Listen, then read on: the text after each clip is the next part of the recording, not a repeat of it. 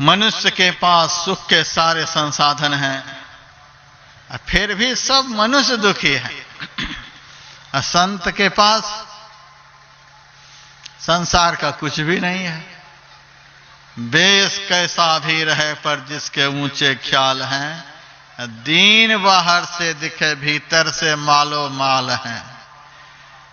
कोई कहे भिक्षु है, कोई कहे कंगाल है, पर गुदरी पहने हुए वह गुदरी के लाल है। चिथड़ा लटक रहा है शरीर पर, फिर भी उतना ही आनंद। सामने भोजन में भुना हुआ चना आ गया तो भी उतना ही आनंद। खीर की थाली आ गई तो भी उतना ही आनंद।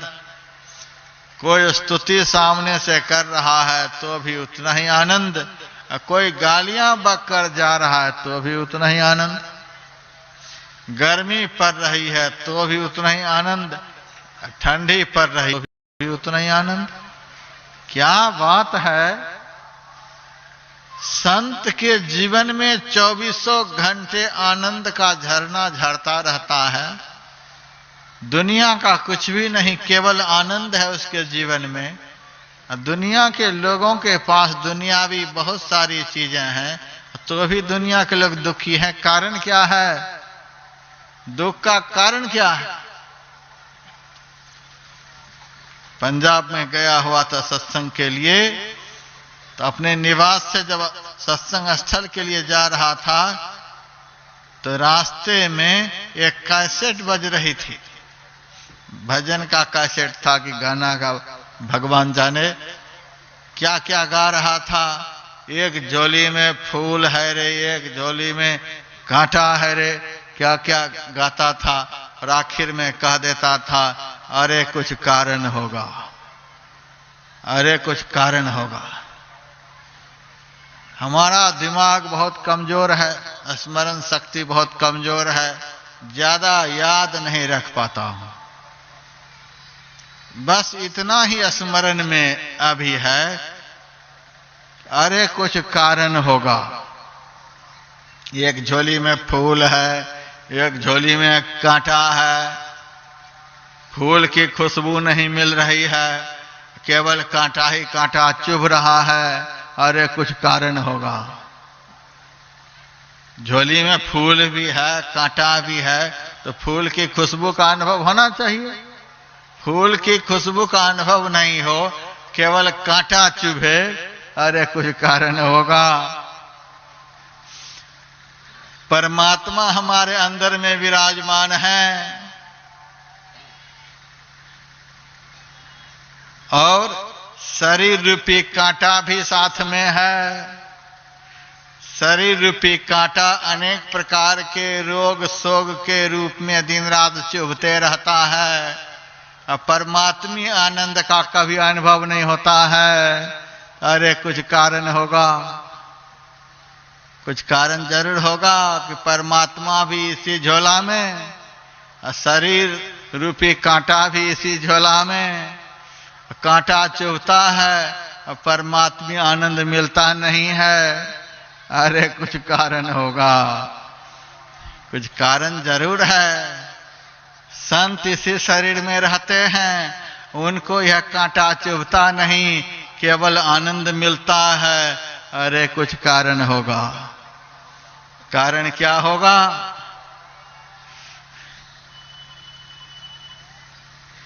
शरीर संसार रूपी कांटा को भजन के द्वारा उन्होंने निकाल करके फेंक दिया।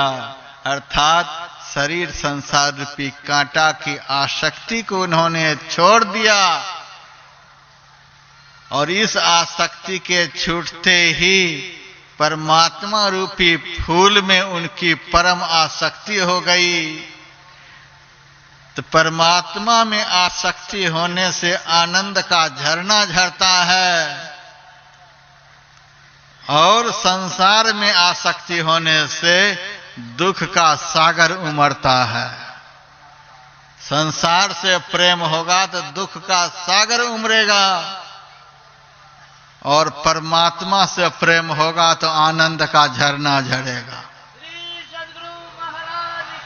यही कारण है। अरे कुछ कारण होगा, तो कुछ कारण तो जरूर है। खाने का सामान हमारे घर में, पीने का, रहने का, लड़के बच्चे सब हैं, फिर भी दिन रात रो रहे हैं, दुखी हो रहे हैं। कारण क्या है? मेरे से लोग आकर कहते महाराज आशीर्वाद दे दो, एक बेटा हो जाए। तो मैं साफ साफ कह देता हूं, निर्वंश के आशीर्वाद से वंश नहीं चलेगा। जाओ कोई बेटे वाले महात्मा के पास, परिवार वाले महात्मा के पास, उनके आशीर्वाद से कुछ हो जाए तो हो जाए। हम तो निर्वंश महात्मा ठहरे, यहां से तो कुछ मिलने को है नहीं। क्योंकि हमको भीतर से पक्का यह विश्वास है कि यह आदमी कैसा अज्ञानी है कि मेरे से बंधन के लिए आशीर्वाद मांग रहा है।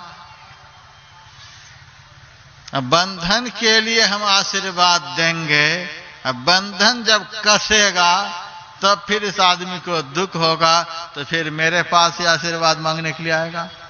बंधन कस रहा है महाराज, अब आशीर्वाद दो। ऐसा आशीर्वाद हम क्यों दें कि बारंबार उस आदमी को आशीर्वाद ही देते रहना पड़े। नरसिंह मेहता ने कह दिया कि देवी हम इसीलिए आज बड़े आनंद में हैं कि भगवान ने हमारी प्रार्थना को सुन ली और हमारे एक बंधन को खोल दिया। पहला बंधन पड़ा देह का और दूजा बंधन तिरिया जान, और तीजा बंधन पुत्र विचारो, और चौथा बंधन नाती मान। बहुत लोगों के मन में होता है इस महात्मा को आगे नाथ न पीछे पगहा, इसीलिए इस तरह की बात करता है। जिसके पास जो होगा वही तो देगा, हमारे पास यही है, इसीलिए यही सब सुना रहा। तीजा बंधन पुत्र विचारो, चौथा बंधन नाती मान। नाती के फिर नाती होवे, उस बंधन का कौन ठिकान। चौलर पचलर सतलर रसरी बांध लियो तो ही बहु विदितान। कैसे छूटन होय तुम्हारी गहरा बंधन परा निशान। पड़े तुम गाढ़े बंधन आन। बंधन पर बंधन चला जा रहा है, बढ़ता चला जा रहा है। नरसिंह मेहता ने कहा हमारे एक बंधन को भगवान ने खोल दिया, हम शुक्रिया अदा कर रहे हैं, खुशियां मना रहे हैं, भगवान को आज बहुत बहुत नमन कर रहे हैं। हे प्रभु आपने एक बंधन को हल्का कर दिया, खोल दिया। पत्नी कहती है दोबारा यदि भगवान आ जाए आशीर्वाद देने के लिए तब क्या कहोगे। नरसिंह मेहता ने कहा दोबारा यदि भगवान आएंगे तो हम तुम्हारा नंबर लगा देंगे। दूजा बंधन तिरिया जान। तू आफत चल जाए मेरे से, तुम्हारे कारण ही एक आफत बढ़ा। तू यदि नहीं होती तो बेटा नहीं होता, बेटी नहीं होती, नाती नहीं होते, पोते नहीं होते, ये सब नहीं होते तो दुनिया भर के आफत नहीं होते। ये आफत का शुभारंभ करने वाली तू ही है। दोबारा यदि भगवान आ जाए हम तो तुम्हारे लिए हाथ जोड़ लेंगे। ये भगवान कैसा पत्थर महात्मा को मैंने पति बनाया, ये तो हमारा ही लाइन क्लियर देने को तैयार है। और भगवान के लिए नरसिंह मेहता कह रहे हैं देवी यदि तीसरी बार भगवान आ जाएंगे तो हम भगवान से प्रार्थना करेंगे हे प्रभु यह शरीर रूपी जो बंधन आपने दिया है इस बंधन को भी हटा लो और हमें निर्बंध बना दो। हम पंछी उन्मुक्त गगन के, उन्मुक्त पंछी बना दो हमको, बंधन से रहित जीवन आनंद का जीवन होता है। हमारे गुरुदेव से किसी ने कहा, आप मोक्ष की व्याख्या कीजिए। दुनिया के लोग कहते हैं मोक्ष का अर्थ छुटकारा है, बंधन से मुक्ति है। हम कैसे अनुभव कर सकें कि मोक्ष मिलने पर कैसा अनुभव होता है? तो गुरुदेव ने कहा, यह तो जिसको होता है वही अनुभव कर सकता, लेकिन फिर भी अनुभव के आधार पर तुम मोक्ष सुख का अनुभव करना चाहते हो तो सुनो, असाध्य रोगों से पीड़ित रोगी के पास जाओ और उनसे पूछो तुम्हारी क्या हालत है। वह अनेकों दुख का बखान करके सुनाएगा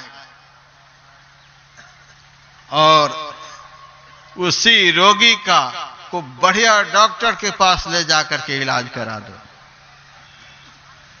और उस इलाज के कारण जब उसका रोग खत्म हो जाएगा तो उस रोग मुक्त रोगी से पूछो, अब तुम कैसे हो सो बतलाओ।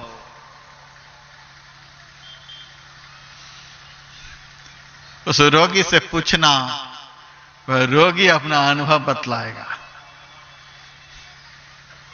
जब रोग में था तब उनका अनुभव, और जब रोग से मुक्त हो गया तब उनका अनुभव, लेकिन उस अनुभव को वह बोल नहीं सकेगा, बस उनकी प्रसन्नता बतलाएगी कि रोग के मुक्त होने पर मन कितना खुश होता है। रोगी की अवस्था में आदमी कितना दुखी होता है। यह अनुभव का विषय है। मोक्ष जो है, मुक्ति जो है, वह अनुभव का विषय है। उसका मुंह से बखान नहीं हो सकता। एक कैदी को सजा मिली हुई है, कारागार में वह कैद है। उस बंधन की अवस्था में, उस कैद की अवस्था में वह अपने जीवन में कितना दुख का अनुभव करता है, और कारागार से जब मुक्त होता है आदमी वही है, अंदर भी वही है, बाहर भी वही है। अंदर रहने पर वह कुछ और महसूस कर रहा है, और बाहर होने पर वह कुछ और महसूस कर रहा है। उस कारागार से मुक्त कैदी से जाकर के पूछिए कि अब कैसा अनुभव होता है। उनकी प्रसन्नता ही बतलाएगी, वह बखान नहीं कर सकता। परसों से ही अभिनंदन की छुटकारा की बात हो रही थी। दुनिया के लोग बहुत जश्न मना रहे थे, लेकिन उनके मन पर क्या बीतता होगा सो वही जानता होगा। और सारी दुनिया के लोग मिलकर भी वह खुशी, वह आनंद व्यक्त नहीं कर सकता। जो आनंद, जो खुशी, वह स्वयं जब बाहर निकला होगा तब जो उनको प्राप्त हुआ होगा। जो स्वयं मुक्त होता है, जो स्वयं बंधन से मुक्त हो जाता है, उनको जो मुक्तावस्था का आनंद प्राप्त होता है, सारी दुनिया के लोगों को उस आनंद की व्याख्या करके सुना दिया जाए तो भी उस एक मुक्त महापुरुष के आनंद की बराबरी सारी दुनिया के लोगों का आनंद नहीं कर सकती है। संत बंधन से मुक्त महापुरुष होते हैं। संत के जीवन में जो उस मुक्तावस्था का आनंद होता है, उस आनंद का वर्णन संत नहीं कर सकते, लेकिन एक बंधन से मुक्त महापुरुष को देखने से भी बहुतों को आनंद का अनुभव होता है। आप लोग जो यहां इतनी देर से बैठे हुए हैं, किसको देख करके बैठे हुए हैं? पंडाल में हजारों की संख्या में लोग बैठे हुए हैं, उनको देख करके आप लोग यहां नहीं बैठे हुए हैं। उनको देख देख करके आप लोग आनंदित नहीं हो रहे हैं। एक संत ने जो अपने जीवन का सही आनंद प्राप्त किया है, उस संत के चित्र को देख देख कर हजारों लोग आनंद में हैं। जब ये शरीर में होते थे, जब शरीर में इनका दर्शन लोगों को होता था, तो पूज्यपाद साहिब स्वामी जी महाराज का एक भजन कभी कभी याद आ जाती है। मेरे गुरुवर सुनो, मेरे मुर्शद सुनो, दास्ताना तेरा जाना चमन का वीराना। यहां खिलता था गुलहाय कैसे, कैसी रौनक बहारे थी कैसे, लेकिन अब तो वही कोई रौनक नहीं, सुनसाना तेरा जाना चमन का वीराना। संत जब शरीर में विराजमान होते हैं, विष्ठा का ढेर, हड्डी का ढेर क्यों न चारों ओर से लगा हुआ हो, फिर भी उस विष्ठा के ढेर से, हड्डी के ढेर से आनंद चीर चीर कर चारों तरफ फैलता है। दुनिया के लोगों को वह आनंद प्रभावित करता है। ऐसा आनंद एक सच्चा आनंद प्राप्त किए हुए संत से समाज को प्राप्त होता है। तेरा दीदार क्या ही अजब था। दर्शन किए हुए उस शाश्वत आनंद को प्राप्त किए हुए संत को देखने से भी आदमी को आनंद होता है। तेरा दीदार क्या ही अजब था, निगाह जिसका पड़ा जैसा जब था, झूम जाता था मन, होता ऐसा अमन, सुन तराना तेरा जाना चमन का वीराना।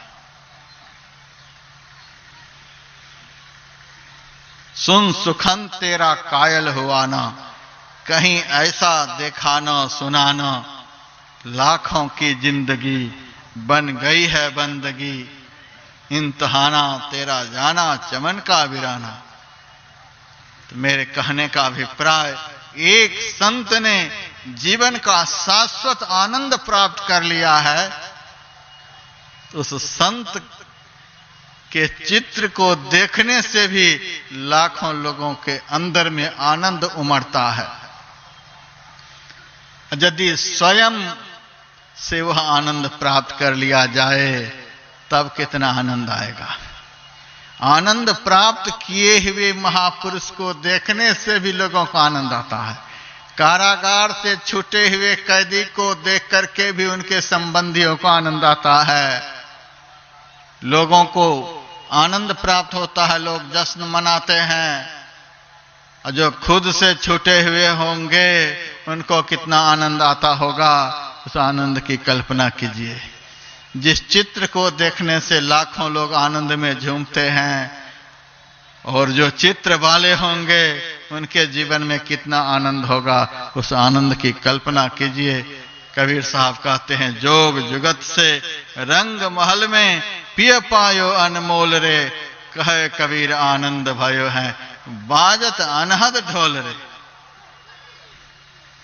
हमारे जीवन में दुख का कारण, क्लेश का कारण, विपत्ति का कारण ये शरीर का बंधन, फिर बंधन पर बंधन, बंधन पर बंधन, और हम अज्ञानियों की ऐसी अवस्था है कि बंधनों के बढ़ने से हम लोग खुश होते हैं। यही है मोह। जब तक अत्यंत वैराग्य नहीं होगा मन में, जब तक भजन का आनंद नहीं प्राप्त होगा अंदर में, जब तक दृढ़ ज्ञान नहीं होगा अंदर में, जब तक शाश्वत मुक्ति नहीं मिलेगी अंदर से, तब तक बंधन के बढ़ने से भी सुख का हम लोग अनुभव करेंगे। ये अज्ञान की अवस्था। साधु संत महात्मा को बंधन बढ़ता है तो ये बंधन को हटाने का प्रयास करते हैं। हटो। साधु संत महात्मा वे होते हैं जो बंधन को हटा करके खुश होते हैं। संसारी वे होते हैं जो बंधन से लिपट करके खुश होते हैं।